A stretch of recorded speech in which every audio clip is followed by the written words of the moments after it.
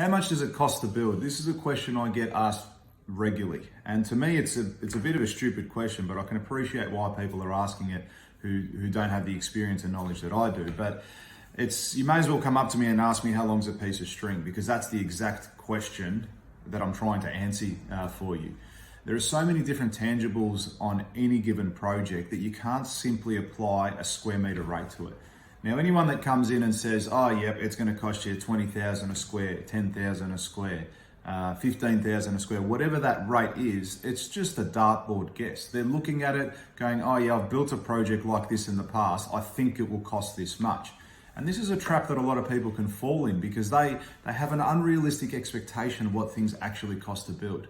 You know, there are so many factors to construction. There are so many trades and supplies and pricing associated with the project that square meter rates do not work, okay? And they should only ever be used as a guide.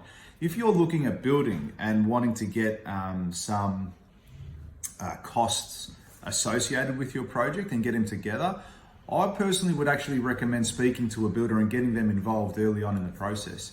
You know, architects are fantastic at what they do as far as, and designers at what they do, you know, but they don't see every single day what things cost. They don't pay subcontractors, they don't pay suppliers.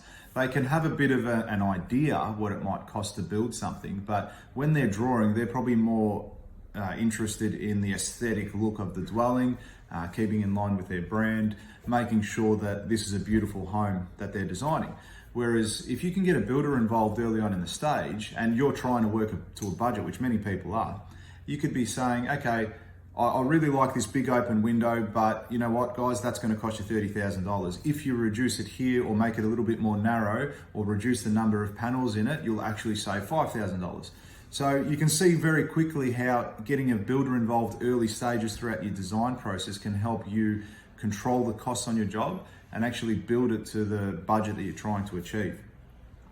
So the other thing that it comes up with is during a tender. So let's just say you've got your drawings and you're going to see a builder and they're saying, okay, here are my plans, how much does it cost to build? Again, they're going to look at it based on their previous experience and understanding of the project. They'll say, yeah, I think it's 10,000 or I think it's 18,000 a square meter.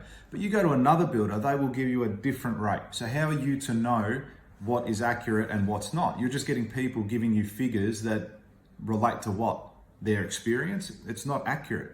So the only way you can really get an accurate figure on your home and know what it's going to cost to build is to actually do a detailed tender. Make sure that your builder sits down and spends 3 to 4 weeks tendering your project, going out to suppliers, going out to subcontractors and doing their own takeoff on the quantities of the job. Your builder really should be able to tell you how many meters of skirting you have on your house, not just the pluck figure of putting $500 to it or whatever it might be. So that's the level of detail you really need to obtain to get an accurate quote or an accurate representation of what something costs to build.